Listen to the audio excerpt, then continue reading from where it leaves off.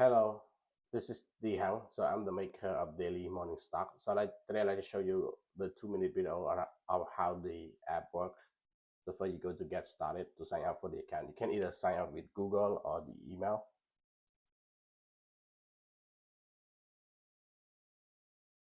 And then once you sign up, you will get into the dashboard. When you see that, you see the add stock symbol right here. You wanna go add the stock symbol.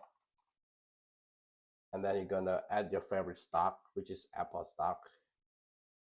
And then you want to get a new related to Apple stock delivered to your Gmail. So you're gonna go to alert status, and then you're gonna click send new alert, and then it will deliver the new related to the Apple stock to your Gmail every morning at 7 a.m.